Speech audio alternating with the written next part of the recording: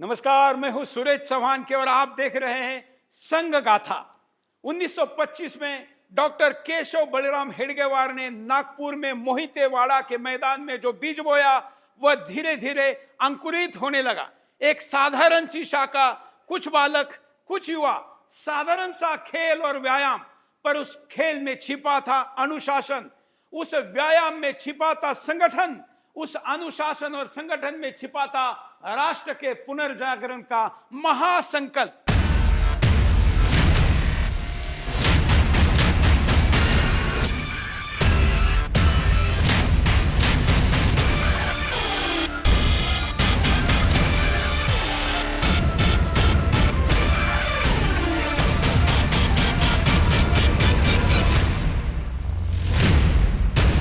संघ गाथा। हर बीज को बढ़ने के लिए चाहिए माली। बीज अकेले वट वृक्ष नहीं बन सकता, उसे चाहिए वह व्यक्ति जो अपनी सुविधा छोड़कर, अपने स्वार्थ त्याग कर उस बीज को सींचे, संभाले और उसकी रक्षा करे। संघ के बीज को भी ऐसे ही माली मिले। पहले पीढ़ी के वो स्वयंसेवक जिन्होंने अपने जीवन का क्षण क्षण, हर सांस, हर ऊर्जा, हर आशा और हर सपना केवल ध्येय के लिए समर्पित कर दिया। मैं समय हूं। मैंने सदियों का उत्थान और पतन देखा है। मैंने साम्राज्यों को टूटते देखा और नई शक्तियों को जन्म लेते देखा।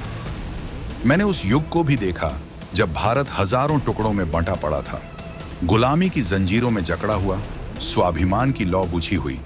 पर फिर मैंने 1925 की उस संध्या को भी देखा जब नागपुर के मोहितेवाड़ा मैदान में कुछ साधारण से बालक खेल रहे थे। उनके हाथों में लाठी थी, पर उनकी आंखों में राष्ट्र का भविष्य चमक रहा था। उनके खेल में केवल कूदना भागना नहीं था, उसमें छिपा था अनुशासन, उसमें छिपा था संगठन और उसमें छिपा था भारत माता को पुनः जगाने का बीज। मैं समय हूं और मैं गवाही देता हूं कि उस क्षण से इतिहास की धारा बदल गई, क्योंकि उन तरुण चेहरों ने यह निश्चय कर लिया था कि उनका जीवन अब केवल राष्ट्र का जीवन है। साधारण से घरों में जन्मे वे युवक, जिनके पास धन नहीं था, जिनके पास प्रसिद्धि नहीं थी, पर जिनके पास था संकल्प। और समय जानता है, संकल्प ही इतिहास बदलता है। मैं भगवा ध्वज हूं, सदियों से लहराता आया हूं, कभी युद्ध भूमि में, कभी साधु संतों के आश्रम में, कभी क्रांतिकारियों के हाथों में। 1925 की उस शाखा में जब मुझे प्रणाम किया गया तो मैंने देखा इन युवाओं की आंखों में आस्था है, इनके माथे पर पसीना है और इनके दिल में राष्ट्र का स्पंदन है। उन्होंने खेलते खेलते मुझसे प्रण लिया कि उनका जीवन अब साधारण नहीं रहेगा। वे तपस्या करेंगे, त्याग करेंगे और अपने प्राणों से भी बड़ा राष्ट्र को मानेंगे। मेरे आंचल के नीचे उन्होंने अनुशासन सीखा, सीधे खड़े होना, समान कदम मिलाना, एक साथ नारा लगाना, यही सब उनके लिए साधना बन गया। मैं भगवा ध्वज हूं और मैं गवाही देता हूं कि उनका पसीना मेरी लहरों में समा गया, उनकी सांसें मेरी शक्ति बन गईं और उनकी तपस्या ने मुझे अमर कर दिया। मैं भारत माता हूं। सदियों से मेरे पुत्रों ने मेरे लिए बलिदान दिए, कभी तलवार उठाकर, कभी कलम उठाकर, कभी भाले बर्छे लेकर, कभी भूखे रहकर। 1925 के बाद मेरे पुत्रों ने मेरी सेवा का एक नया मार्ग चुना। उन्होंने कहा, हम सत्ता के लिए नहीं लड़ेंगे, हम समाज को जगाएंगे, हम शाखाएं बनाएंगे, हम अनुशासन सिखाएंगे, हम संगठन खड़ा करेंगे। कई ने अपनी पढ़ाई छोड़ दी, कई ने नौकरी ठुकरा दी, कई ने विवाह टाल दिए। उनके माता पिता ने आंसू बहाए, पर इन पुत्रों ने कहा, माँ, यह आंसू मैं पोंछूंगा जब मेरा राष्ट्र स्वतंत्र और संगठित होगा। मैं भारत माता हूँ और मैं गवाही देती हूँ, उनका त्याग मेरे लिए अमूल्य था। उनके बिना मैं अधूरी थी, उनके साथ मैं पूर्ण हुई। जब मैं इन गुमनाम स्वयंसेवकों की गाथा पढ़ता हूं तो समझता हूं कि यह सिर्फ नामों की सूची नहीं है, यह एक तपस्या का महाग्रंथ है, यह त्याग का विराट महाकाव्य है। ये लोग किताबों में भले न मिले, पर हर शाखा में, हर स्वयंसेवक के हृदय में आज उनकी आत्मा चिरकाल जीवित है। पहली पीढ़ी, नाम कम काम ज्यादा, यही उनकी पहचान थी और यही उनका योगदान अमर है। इन विशेषज्ञों की बातें हमें याद दिलाती है कि संघ की पहली पीढ़ी केवल शाखा का विस्तार नहीं कर रही थी, वे राष्ट्र का भविष्य गढ़ रही थी। उनकी तपस्या ने आने वाले पीढ़ियों को अमिट दिशा दी। इन दृश्यों में भले कुछ ही संवाद हो, पर इनके पीछे त्याग अगणित था। यही त्याग था जिसने शाखा को गली गली पहुंचाया। यही त्याग था जिसने संगठन को शक्ति दी। यही त्याग था जिसने राष्ट्र के भविष्य को नया आधार दिया। 1925 से 1930 तक संघ का कार्य धीरे धीरे आकार ले रहा था। पहली शाखा नागपुर के मोहिते वाड़ा मैदान में लगी, लेकिन यह शाखा अकेली नहीं रही। धीरे धीरे नागपुर के अलग अलग मोहल्लों में नई शाखाएं खुलने लगी। इन शाखाओं को खड़ा करने वाले थे वे गुमनाम स्वयंसेवक जो साधारण परिवारों से आते थे। नानाजी देशमुख, भाऊजी काणे और अनेक नाम जो शायद इतिहास की बड़ी किताबों में न मिले, लेकिन जिनका योगदान अमूल्य है। ये स्वयंसेवक सुबह 4 बजे उठते, साधारण चटाई पर सोने के बाद ठंडे पानी से स्नान करते। कभी कभी उनके पास कपड़े भी सीमित होते, एक ही खादी का कुर्ता जिसे धोकर सूखने के बाद ही पहनते। वे शाखा पहुंचते, लाठी उठाते, व्यायाम करते, गीत गाते और प्रार्थना में खड़े होकर राष्ट्र को प्रणाम करते। नमस्ते सदा वत्सले मातृभूमे, नमस्ते सदा वत्सले मातृभूमे, त्वया हिंदू भूमे सुखं वर्धितोऽहम्, त्वया हिंदू भूमे सुखं वर्धितोऽहम्। फिर दिन भर वे अपने अपने काम या पढ़ाई में लग जाते। किसी के पिता किसान थे, किसी के छोटे दुकानदार, किसी ने वकालत पढ़ने की ठानी, किसी ने शिक्षक बनने का सपना देखा। पर इन सब के ऊपर एक संकल्प था, शाखा को बढ़ाना। शाम होते ही वे फिर शाखा में पहुंच जाते, बच्चों को खेल सिखाते, गीत सिखाते, प्रार्थना करवाते और सबसे बड़ी बात, लोगों से मिलते, उन्हें शाखा से जोड़ने का प्रयास करते। कई बार वे पैदल ही गांव-गांव जाते, कभी 10 किलोमीटर, कभी 20 किलोमीटर दूर तक घर घर दस्तक देते, लोगों को समझाते ये केवल खेल नहीं है, ये राष्ट्र का भविष्य है। अक्सर उन्हें उपहास सहना पड़ता। कई बार लोग कहते ये क्या खेल तमाशा है, क्या इससे अंग्रेजों की हुकूमत जाएगी? लेकिन वे शांत रहते, मुस्कुराते और कहते आज आप इसे खेल मानते हैं, कल यही अनुशासन राष्ट्र को जगाएगा। जवाब क्यों नहीं देते? बोलो। हम सुरंग खोद रहे हैं। सुरंग? वो किस लिए? यहाँ से सीताबर्डी किले तक जाने के लिए। मगर क्यों? क्योंकि उस किले पर अंग्रेजों का ध्वज शोभा नहीं देता। हम उस किले पर अपना भगवा ध्वज लहराएंगे। तुम्हारे ख्याल बहुत बड़े हैं केशव, मगर ये सब करने के लिए तुम्हारी उम्र छोटी है। तुम सिर्फ पढ़ाई पर ध्यान दो, बस यही है। डॉक्टर हेडगेवार इन युवाओं को प्रेरणा देते। वे कहते आज हम कम हैं, पर यह आग एक दिन पूरे भारत में फैलेगी। तुम्हारे त्याग और अनुशासन से राष्ट्र की शक्ति बनेगी। याद रखो, संघ का कार्य व्यक्ति के नाम के लिए नहीं, राष्ट्र के नाम के लिए है। यही कारण था कि पहली पीढ़ी के स्वयंसेवक गुमनाम रहे। उन्होंने अपना नाम कभी आगे नहीं रखा। उनका उद्देश्य केवल शाखा का विस्तार था। पुराने रजिस्टर बताते हैं कि कैसे दर्जनों नाम धीरे धीरे सैकड़ों में बदल गए। नागपुर से शुरू हुआ यह बीज बड़े बड़े शहरों तक फैलने लगा। युवाओं के साथ साथ स्कूलों में पढ़ने वाले बालक भी शाखाओं से जुड़ने लगे। स्थानीय अखबारों ने लिखा, नागपुर से फैल रहा नया संगठन। समाज ने ध्यान देना शुरू किया। लोगों ने कहा यह आंदोलन स्थायी होने वाला है। धीरे धीरे इन शाखाओं ने समाज में एक नई चेतना जगाई। लोगों ने देखा यह केवल खेल नहीं, ये एक अनुशासन है, ये एक संगठन है और संगठन में छिपी है राष्ट्र को जगाने की शक्ति। पहली पीढ़ी के इन स्वयंसेवकों ने अपनी सुविधा, अपना सुख, अपना भविष्य सब कुछ राष्ट्र पर न्यौछावर कर दिया। वे गुमनाम रहे, लेकिन उनके गुमनाम त्याग ने संघ को आकार दिया। आज का संघ उनकी तपस्या का परिणाम है और आज का भारत उनके त्याग का उत्तराधिकारी है।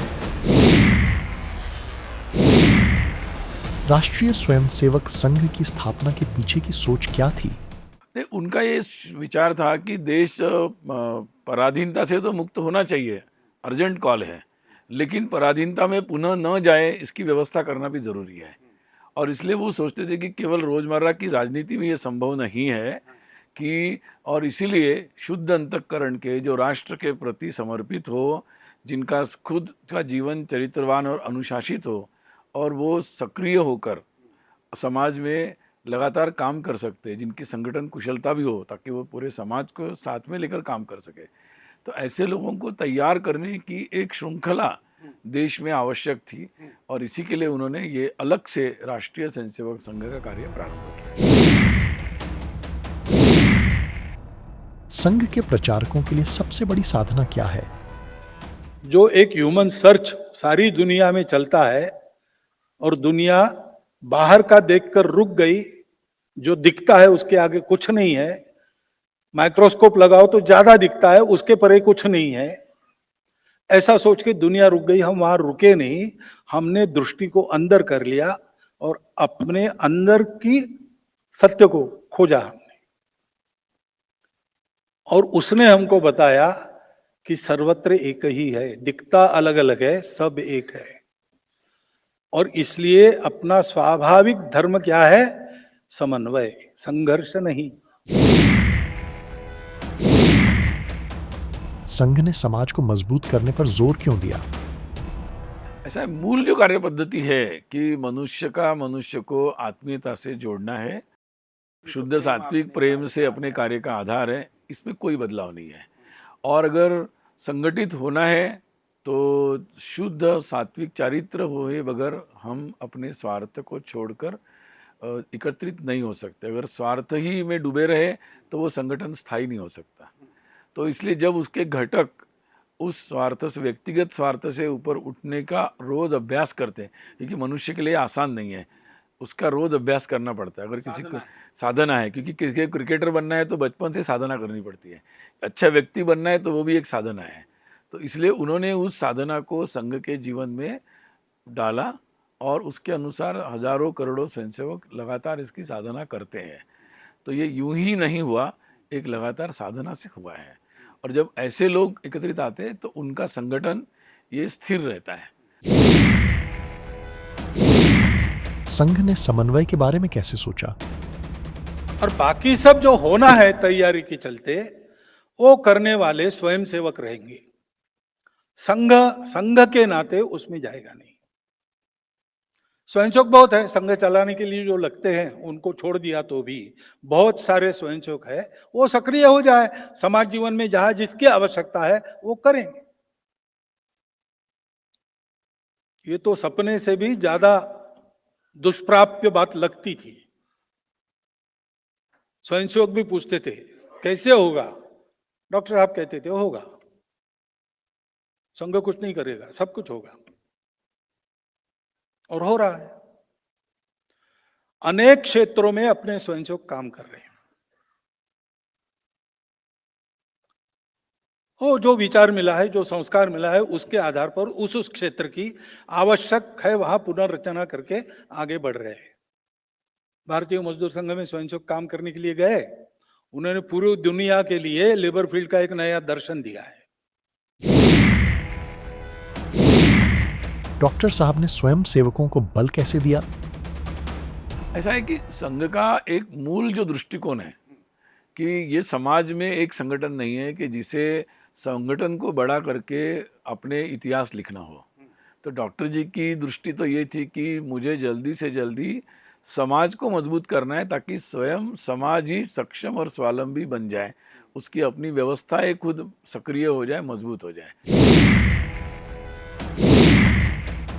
संघ के प्रचारकों का संघर्ष कैसा रहा?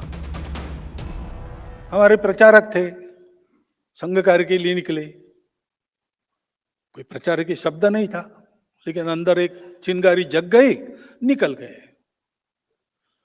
गए तो कुछ था ही नहीं, ठौर ठिकाना। भागलपुर में, बिहार में पहले बार प्रचारक गए नागपुर से, जैसे तैसे जुगाड़ करके उनको टिकट का पैसा तो डॉक्टर साहब ने दिया। कुछ उस समय 3 रुपया 12 आना भागलपुर तक का टिकट था, तो उनके पास में 1.25 रुपया बचा। भागलपुर में कोई परिचित नहीं, बिहार में कोई परिचित नहीं, काम शुरू नहीं हुआ था शायद, रहने का ठिकाना नहीं, कुछ नहीं। तो पटना से भागलपुर एक पैसेंजर जाती थी, रात को पहुंचती थी, वहां रात भर पड़ी रहती थी, सुबह निकल आती थी। उस पैसेंजर में रात को सोते थे, स्टेशन पर ही सारा सुबह वाला निपटते थे और फिर गांव में घूमते रहते थे रात तक, इसके घर जाओ, उसके घर जाओ, इसकी बात करो, उससे बात करो। खाने को कुछ नहीं था तो एक भुना चना बेचने वाला था, उससे दोस्ती कर ली। 1 पैसे का वो थोड़ा ज्यादा चना उनको रोज देता था, उस पर उनका भोजन चलता था। शाखा शुरू हो गई तो एक बाल स्वयंसेवक के घर कोई पर्व था, भोजन के लिए कोई चाहिए था। इसने उनको पूछा, आप ब्राह्मण है क्या? उसने कहा हाँ। तो बोले चलिए, हमारे यहाँ एक ब्राह्मण चाहिए।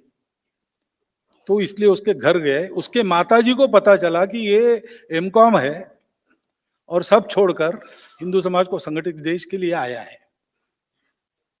तो उस माताजी ने बताया कि भागलपुर में 11 बजे दोपहर, रात को 8 बजे तुम्हारा भोजन होना चाहिए, कहीं नहीं तो हमारे यहाँ आओ। मैं 11 बजे के बाद 1 घंटा राह देखूंगी, फिर गांव में घूमूंगी, तुम्हारा भोजन हुआ कि नहीं देखूंगी, हुआ होगा तो मैं करूंगी, नहीं तो नहीं करूंगी। कॉलेज में जाता था, अपने अटैची में अपनी निकर और रजिस्टर और एक क्लास नोट्स के लिए एक डायरी ले जाता था। वहीं से सीधा हरियाणा का काम था मेरे पास में, हरियाणा के प्रवास पर चला जाता था और लौटकर सीधा कॉलेज में आ जाता था। ऐसा मैं अनेक वर्षों हरियाणा का प्रांत कार्यवाह रहा। उस समय पर काफ़ी प्रवास किया और उस समय तो प्रवास के आज जैसी सुविधा नहीं थी, साधारण बसों में ही जाना पड़ता था। परंतु उसने ग्रास रूट में, ग्रामीण इलाके में लोगों का कैसा जीवन है और उसमें हम संघ का कैसे प्रवास करवा सकते हैं, इसका व्यक्तिगत और प्रैक्टिकल अनुभव मुझे हरियाणा में काम करते हुए प्राप्त हुआ। मैं संघ के साथ बाल्यकाल से जुड़ा हूं और बचपन से ही संघ की चर्चा परिवार में सुनता आया हूं। हमारे नाना जी राष्ट्रीय स्वयंसेवक संघ के बहुत पुराने कार्यकर्ता थे और स्वतंत्रता संग्राम से लेकर उन्होंने सभी आंदोलनों में भाग लिया। और जब वो सारी चर्चाएं घर पे होती थी तो हमें लगता था कि ये कौन सा तत्व है जो अपने आप को बलिदान देने की प्रेरणा देता है। तो वो जानने की उत्सुकता हमको बाल्यकाल से ही संघ की ओर आकर्षित करती थी और उसी कारण से हमने शाखा भी जाना शुरू की। 1971 का युद्ध मुझको याद है क्योंकि उस समय तक की यादें परिपक्व होनी शुरू हो चुकी थी। जब सेनाएं और पुलिस की भी जरूरत थी उनको साथ में देने की, कानून व्यवस्था कौन संभाले दिल्ली की, उसके लिए स्वयंसेवकों को भी लगाया गया और उसके लिए विभिन्न स्थानों के ऊपर सामाजिक संगठनों को भी लगाया गया। हम लोग शामिल हुए। उस समय हमने कॉलेज में एडमिशन लिया ही था और अपने इलाके के जितने भी प्रमुख लोग थे उनको लेकर सभी संघ के स्वयंसेवक वहां के प्रमुख लोगों के पास गए, हमारे लिए काम बताइए। चाहे 65 का युद्ध हो, चाहे 71 का युद्ध हो, हमारी बाल स्वयंसेवकों की टोली किस प्रकार से किताबें इकट्ठी करती थी, अन्य इस प्रकार की चीजें इकट्ठी करती थी जो घायल सैनिकों को अस्पताल में काम आ सके। चंदा इकट्ठा करना, ये सब चीजें करना तो था ही, लेकिन किन किन चीजों के द्वारा उनको सहायता दी जा सकती है, एक बाल स्वयंसेवक के रूप में और बाद में किशोर स्वयंसेवक के रूप में जो भी कुछ किया गया वह वास्तव में इतिहास के अंदर हमेशा दर्ज रहेगा। मैं बाला साहब को देखता था, भाऊराव जी को देखता था, तो नेचुरली कार्यालय में जो प्रचारक आते थे उनको देखना मिलना है मुझे शुरू हुआ। तो बाला साहब देवराज जी के बारे में मुझे जब वो इमरजेंसी लगी तो तरुण भारत बंद होने के कगार पर था, तनख्वाह नहीं मिल रही थी, तो बाला साहब ने अपने बैंक अकाउंट से पैसे विड्रॉ किए और मैं जेल में गया था उनकी सही लेकर, और वो पैसे विदर्भ प्रीमियर हाउस सोसाइटी के वहाँ रखे थे, वहाँ से विड्रॉ किए और कड़वे के साथ मिलकर मैंने वो तरुण भारत में पहुँचाए थे। तो मुझे तब से देखा कि देखो कितना त्याग है कि अपना खुद का डिपॉजिट निकाल कर उन्हें तरुण भारत ने संघ के कार्य के लिए दे दिया। फिर बाला साहब ने उस समय अपने ज़मीन का विल किया था, तो वो आजकल कम्युनिस्ट पार्टी और समाजवादी विचारों की चर्चा होती है।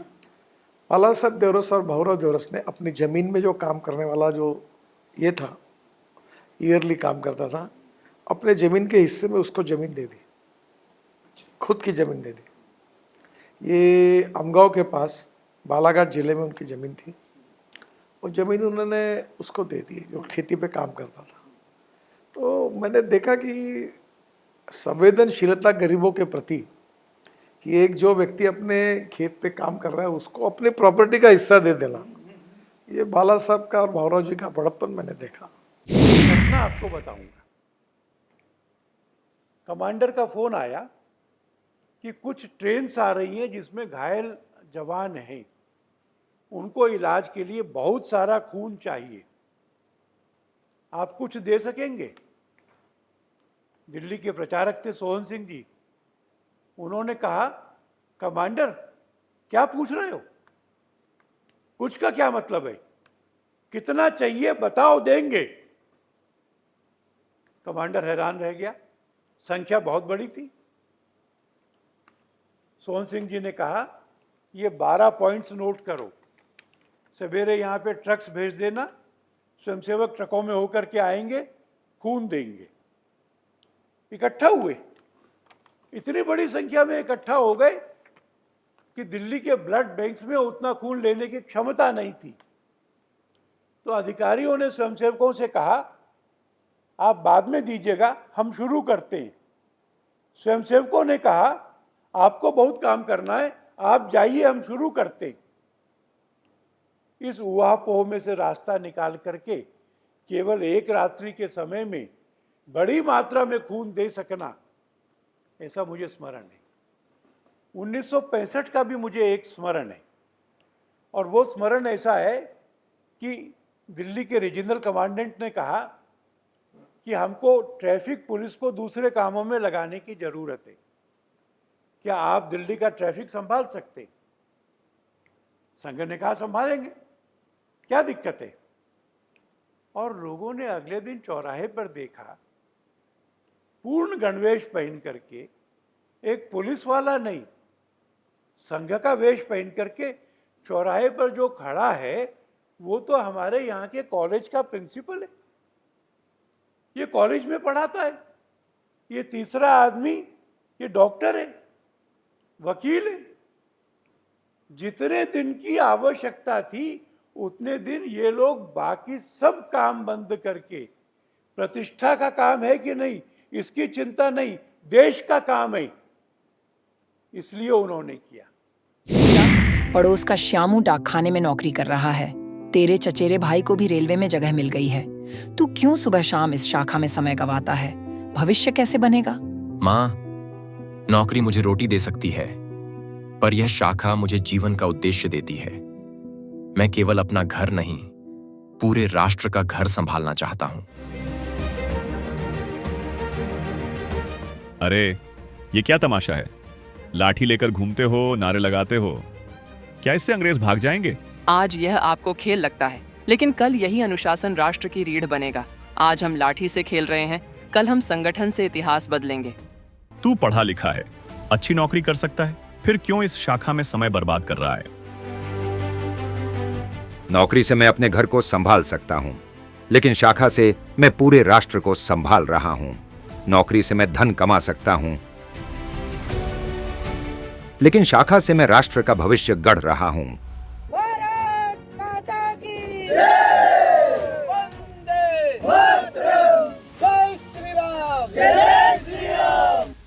भाऊजी, अगले हफ्ते हमें पास के गांव में शाखा शुरू करनी है।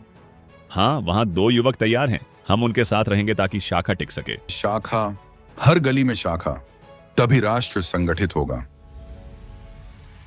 मैं समय हूं। मैंने वह युग देखा जब यह राष्ट्र पराजित और निराश था। मैंने वह क्षण भी देखा जब कुछ युवाओं ने अपने संकल्प से इतिहास की दिशा बदल दी। वे साधारण थे पर असाधारण थे, वे गुमनाम थे पर कालजयी थे। उनकी तपस्या ही संघ की नींव बनी, उनकी आहुति ने संगठन को अमर बना दिया। मैं समय हूं और मैं गवाही देता हूं, उनका त्याग अनंत काल तक जीवित रहेगा। मैं भगवा ध्वज हूं, मैंने उनकी साधना को अपने आंचल में समेटा। मैंने उनके पसीने की बूंदों को अपनी लहरों में महसूस किया। मैंने देखा कि कैसे उनकी आंखों की चमक राष्ट्र की दिशा बन गई। आज भी जब मैं शाखा में लहराता हूं तो उनमें से हर एक गुमनाम स्वयंसेवक मेरे साथ खड़ा महसूस होता है।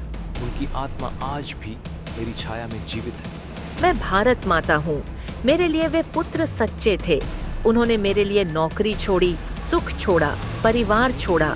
उन्होंने कहा, माँ, हम तेरे लिए जिएंगे और तेरे लिए मरेंगे। मेरे लिए उनका त्याग अमूल्य है। उनकी गाथा मेरे हृदय में अंकित है और उनका योगदान हमेशा आने वाली पीढ़ियों को प्रेरणा देगा। आज जब हम संघ की पहले पीढ़ी के स्वयंसेवकों को याद करते हैं तो समझते हैं यह केवल इतिहास नहीं, यह प्रेरणा है। यदि उनका त्याग न होता तो यह संगठन इतना विशाल नहीं होता। यदि उनका अनुशासन नहीं होता तो यह वटवृक्ष गहराई तक अपनी पकड़ नहीं बनाता। वो गुमनाम थे, पर उनके बिना यह राष्ट्र निर्माण अधूरा था। अगली कड़ी में हम देखेंगे कैसे यह बीज, यह पहली शाखा गली गली, गांव गांव, भारत के हर कोने में फैल गई। संघ गाथा की यह यात्रा अभी जारी है। अगले एपिसोड में फिर मिलेंगे। देखिए संघ गाथा प्रति शनिवार रविवार रात 9 और 12 बजे। जय श्री राम।